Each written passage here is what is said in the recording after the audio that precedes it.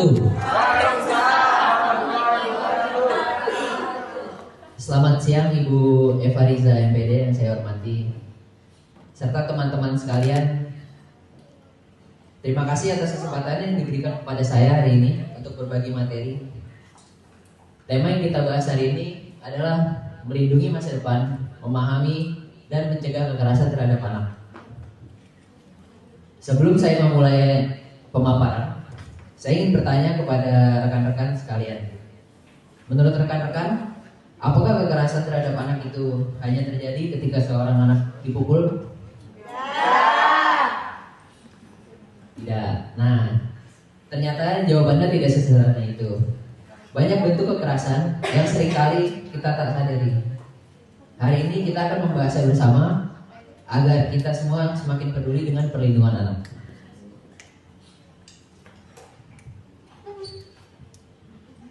Pertama, kita perlu memahami dulu apa itu arti kekerasan terhadap anak.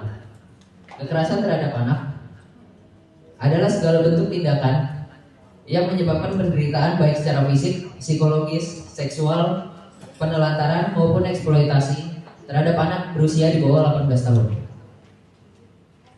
Yang berarti kekerasan itu tidak hanya meninggalkan luka di tubuh, akan tetapi juga bisa meninggalkan luka untuk psikologis dan pemikiran anak di masa depan. Boleh dilanjut. Menurut teman-teman sekalian, di mana tempat paling aman untuk anak? Biasanya kita akan menjawab di rumah atau di sekolah. Namun kenyataannya, kekerasan itu justru bisa terjadi di rumah, di sekolah, di lingkungan sekitar, bahkan di dunia sekitar. Saat ini, penggunaan sosial media yang semakin tinggi juga dapat membuat anak berisiko mengalami kekerasan secara online atau cyberbullying, seperti hinaan, ancaman, atau penyebaran foto tanpa izin. Karena itu perlindungan anak harus dilakukan di semua lingkungan dan tidak hanya di satu tempat.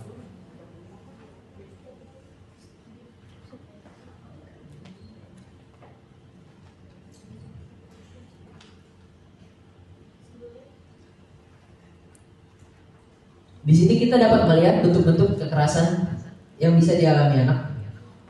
Yang pertama ini ada kekerasan fisik ya. Biasanya memukul atau menendang. Yang kedua ini kekerasan emosional atau psikologis, seperti menghina, mengancam, atau membuat anak merasa tidak berharga. Yang ketiga ada kekerasan seksual. Yang keempat ada penelantaran, yaitu ketika hak-hak anak tidak dipenuhi sepenuhnya oleh orang tua. Yang kelima ada cyberbullying, dan yang keenam adalah eksploitasi dan perdagangan anak. Semua bentuk ini sama-sama berbahaya, meskipun tidak semuanya terlihat secara kasat mata.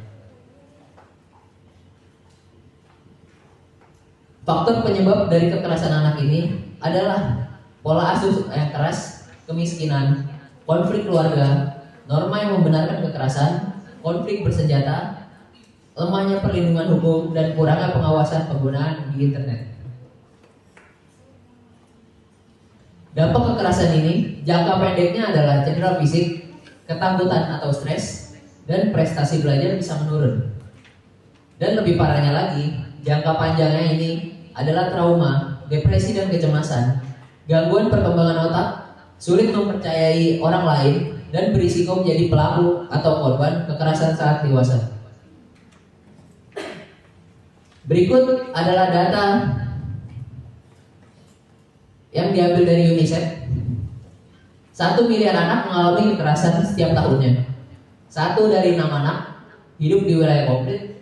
240 juta anak mengalami kekerasan di sekolah. 160 juta anak menjadi pekerja. 35% korban perdagangan manusia adalah anak. Dan 15% anak mengalami cyberbullying.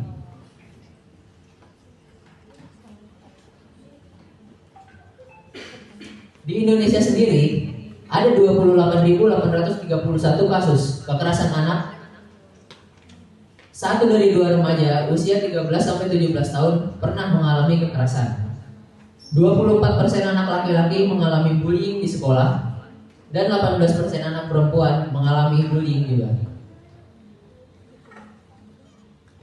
Bagaimana cara pencegahan dan perlindungan kekerasan anak? Yang pertama ialah memperkuat kebijakan perlindungan anak, edukasi, meningkatkan kualitas layanan kesehatan dan pendidikan, mendorong pelaporan kasus, melindungi anak di ruang digital, serta kerjasama lintas sektor pendidikan, kesehatan, hukum, dan masyarakat. Keberhasilan perlindungan anak memerlukan kerjasama semua pihak dan tidak bisa satu pihak saja. Yang pertama, orang tua wajib menerapkan pengasuhan positif. Yang kedua, guru menciptakan lingkungan belajar yang aman, serta masyarakat yang berani melaporkan kekerasan yang dilihat. Pentingnya pemerintah di sini untuk memperkuat kebijakan dan penegakan hukum, dan anak bisa memahami hak-haknya dan mengetahui cara mencari bantuannya. Kesimpulan yang dapat kita tangkap di sini ialah kekerasan terhadap anak merupakan masalah besar global sekaligus tantangan besar di Indonesia yang berdampak mempengaruhi kesehatan fisik, mental, serta perkembangan anak saat ia dewasa. Pencegahan memerlukan kolaborasi dari semua pihak, yaitu keluarga, sekolah, masyarakat, pemerintah, dan lembaga internasional. Setiap anak berhak tumbuh dan belajar berkembang dalam lingkungan yang aman, sehat, serta bebas dari segala bentuk kekerasan. Sekian pemaparan dari saya dan kelompok saya. Bila ada kata-kata yang salah mohon dimaafkan. Terima kasih. Assalamualaikum warahmatullahi wabarakatuh.